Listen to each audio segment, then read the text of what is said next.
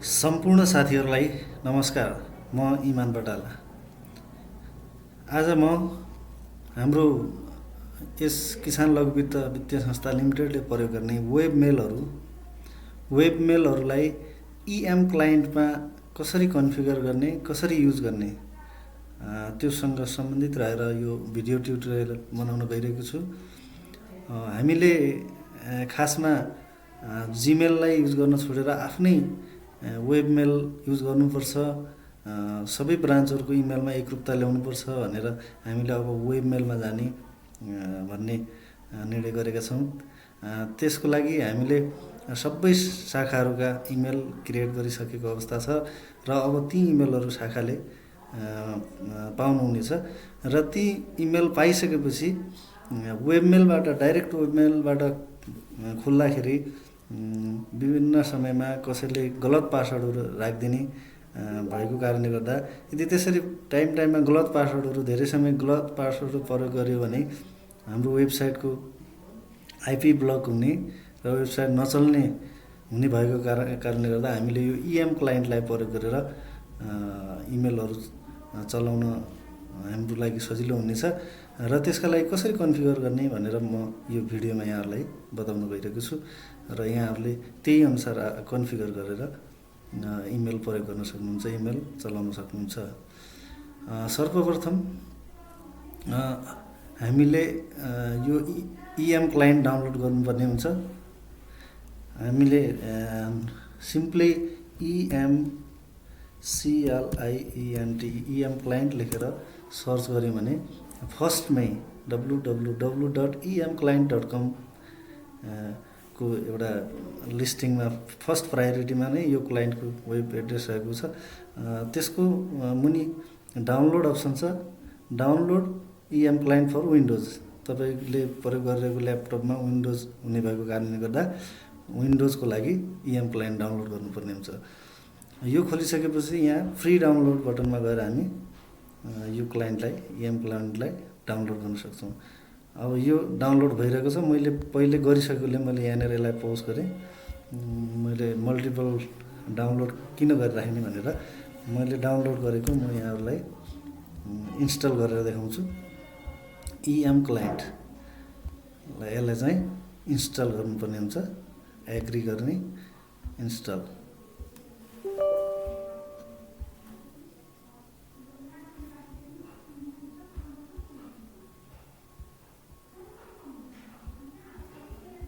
अब यो इन्स्टल भइसकेको छ। अब यसलाई फिनिस गरेँ मैले।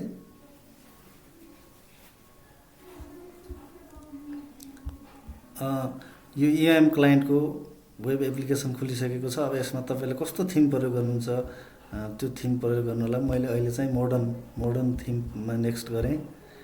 अब यहाँनिर इम्पोर्टलाई स्किप गर्नु होला, डाइरेक्ट नेक्स्ट बटनमा क्लिक गर्नु होला।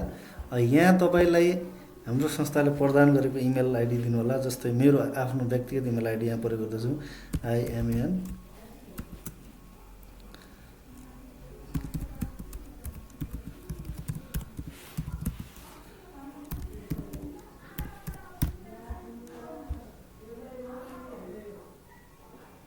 यदि भइसकेपछि अब यहाँनिर दुवै योर नेम, एकाउन्ट नेम दुइटैमा इमेल एड्रेस छ। अब माथिकोमा चाहिँ ब्रान्चको नाम लेख्नु होला। मैले चाहिँ यहाँ मेरो नाम लेखेँ।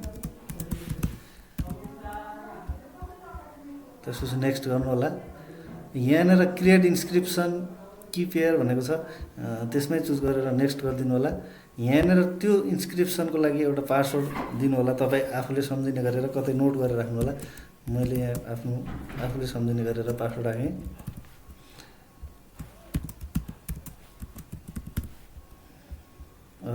नेक्स्ट गर्नु होला। अब यसलाई फेरि सेभ नाउमा नै सिलेक्ट गरेर नेक्स्ट गर्नु होला। यहाँ तपाईँको कुनै डेस्टिनेसनमा, अहिले मेरो डेस्टिनेसन डाउनलोड फोल्डरभित्र मैले यो .asc फाइल सेभ गरेँ। यसरी नै तपाईँ कुनै एउटा डेस्टिनेसनमा सेभ गर्नु होला। त्यसपछि फेरि सेयर नाउमा छ, त्यसमै सिलेक्ट गरेर नेक्स्ट गर्नु होला। अनि यति सकेपछि अब फिनिस पोइन्टमा छौँ। Download message for offline use and to search in message bodies भनेको छ। तपाईँले अफलाइन हुँदाखेरि पनि प्रयोग गर्नको लागि, हेर्नको लागि, पढ्नको लागि डाउनलोड गर्ने कि नगर्ने इमेलमा भएको एट्याचहरू भन्ने छ।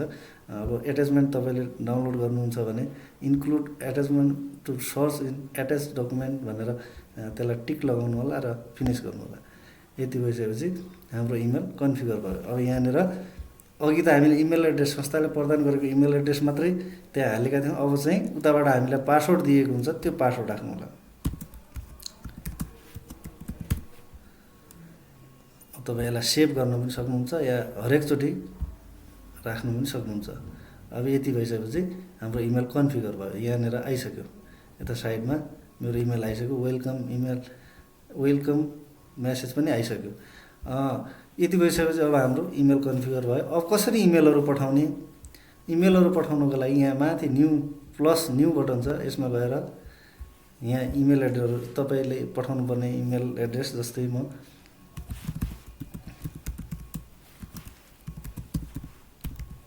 यसमा चाहिँ मेसेज पठाएँ मैले, सरी इमेल एड्रेस गलत भएछ।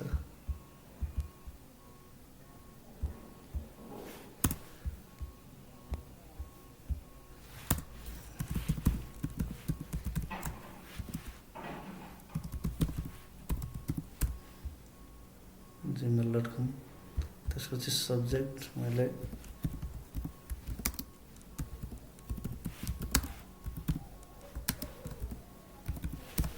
देखेँ।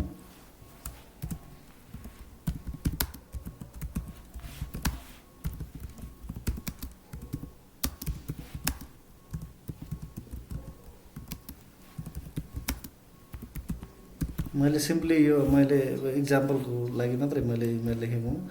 यति भएपछि अब एट्याचमेन्ट गर्नु छ भने यताबाट एट्याचमेन्ट बटन छ, यसमा तपाईँले पठाउन खोजेको, जस्तै मैले यो डाटा भन्ने एउटा एक्सेल फाइल पठाउन खोजेँ। एट्याचमेन्ट गर्नुलाई यहाँनिर एट्याचमेन्टहरू यहाँ माथि देखिन्छ। यति भइसकेपछि सेन्ड बटनमा क्लिक गर्नुपर्ने हुन्छ।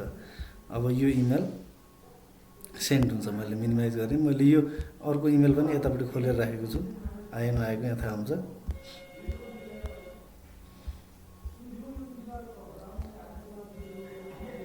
कहिलेकाहीँ यो स्पाममा जाने सम्भावना पनि हुन्छ। यो स्पामहरू पनि हामीले इमेलका स्पामहरू पनि चेक गर्नुपर्छ। यो पनि चेक गर्दै गर्नु होला। अहिले चाहिँ मेरो इमेल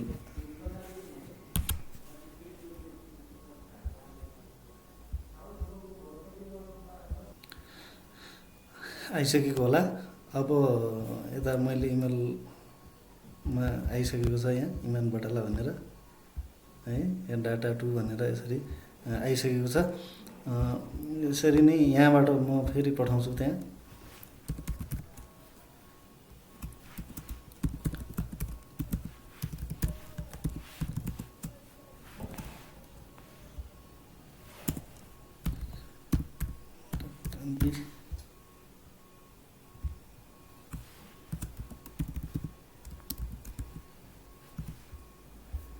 मैले त्यतिकै यहाँ चाहिँ पठाएँ। अब यो इमेल प्राप्त गर्न यो इएम क्लाइन्टले अटोमेटिकली रिफ्रेस गर्छ, तर हामीले कहिलेकाहीँ यो रिफ्रेस बटन थिच्ने गर्नुपर्छ बिचबिचमा। कहिलेकाहीँ यो रिफ्रेस नभएको हुनसक्छ। अनि त्यसपछि हामी यसको इनबक्समा जाउँ।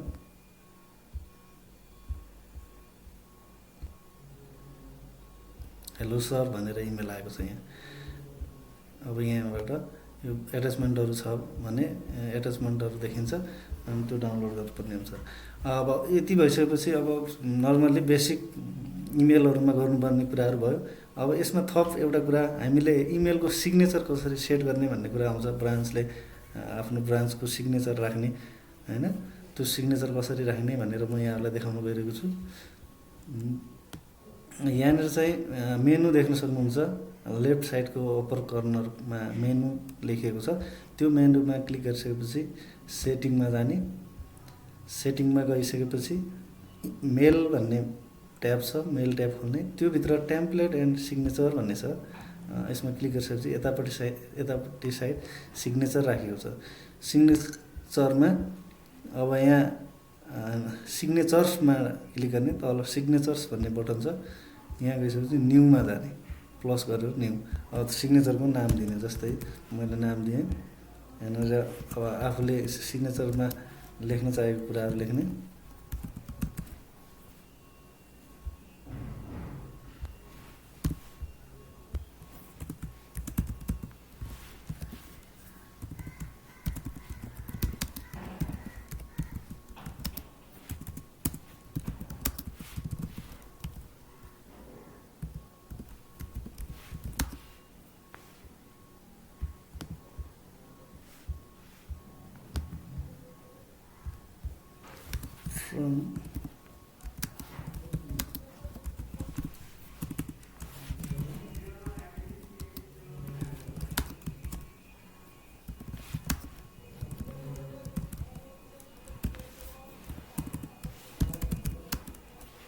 अब यहाँनिर नर्मल पनि लेख्न सक्नुहुन्छ र इमेज सहितको बनाउनु छ भने तपाईँले यहाँनिर साइडमा चाहिँ पहिले नर्मल सिम्पली एउटा सिग्नेचर बनाऊ है, त्यसपछि त्यो सिकाउँछु म। इमान बटाला जस्तै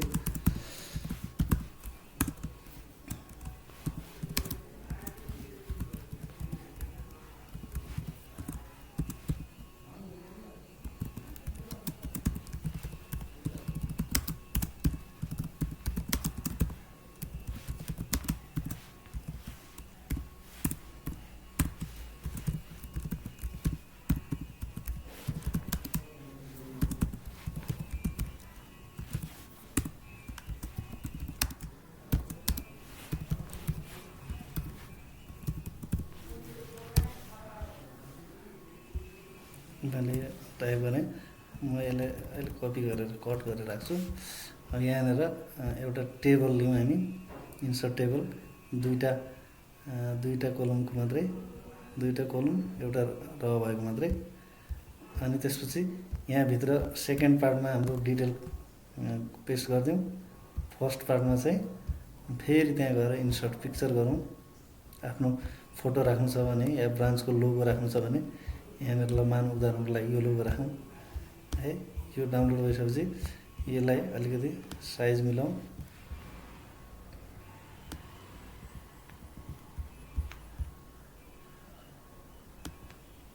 यसलाई अलिक ठुलो बनाऊँ।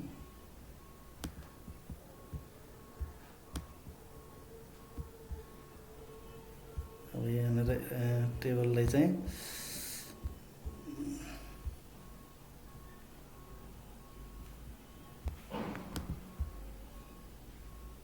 टेबलको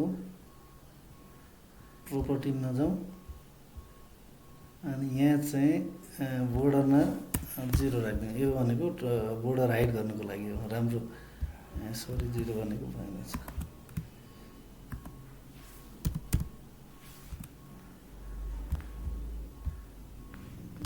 यसमा चाहिँ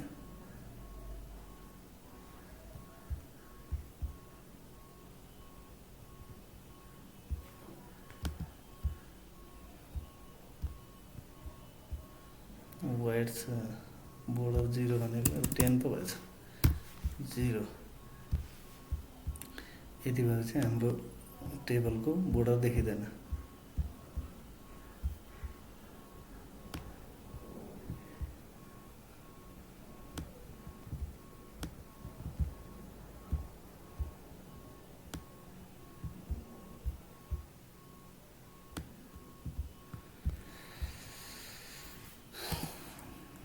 यहाँनिर आफ्नो आवश्यकता अनुसार हामी यसलाई डेकोरेट गर्न सक्छौँ। कसलाई बोल्ड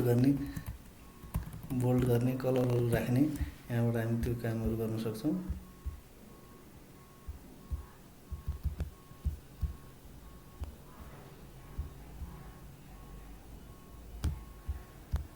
आफ्नो आवश्यकता अनुसार हामी सिग्नेचर तयार गरेर यसलाई सेभ गर्न सक्छौँ। यहाँनिर सेभ भइसकेपछि सिग्नेचर देखियो, प्रिभ्यू भयो है। अब यहाँ सेभ एज, अब सेभ भइसकेको छ यो। त्यसपछि यसलाई क्लोज गरौँ। अब यहाँनिर सिलेक्टमा गएर सिग्नेचर फर न्यू इमेलमा यो इमान भन्ने सिग्नेचर राखिदिने। यदि रिप्लाई गर्ने बेला हामीले सिग्नेचर राख्नु छ भने त्यसलाई पनि सिलेक्ट गर्ने। फरवर्ड गर्दाखेरि राख्ने छ भने त्यसलाई पनि सेभ गरिदिने।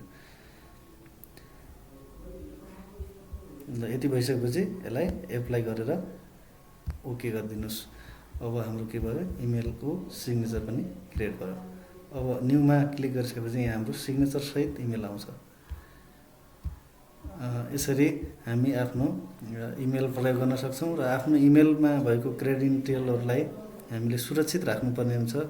अरू कसैले पनि इमेलहरू खोल्न नपाओस् भनेर आफ्नो ल्यापटप डेस्कटपमा जहिले पनि पासवर्ड प्रोटेक्सनको व्यवस्था गर्नुपर्छ। यति कुराहरू हामीले केयर गर्नुपर्छ आफ्नो इमेलको मिसयुज नहोस् भनेर। हस्त धेरै धेरै धन्यवाद यहाँहरूको अमूल्य समयको लागि। अब मलाई आशा छ यहाँहरूले इएम क्लाइन्टबाट इमेलहरू पठाउन सकिन्छ। र जाँदा जाँदै अर्को कुरा, यो एउटै क्लाइन्टमा मल्टिपल एकाउन्टहरू पनि हामीले बनाउन सकिन्छ। त्यसको लागि मेनुमा गएर एकाउन्ट्समा जाने।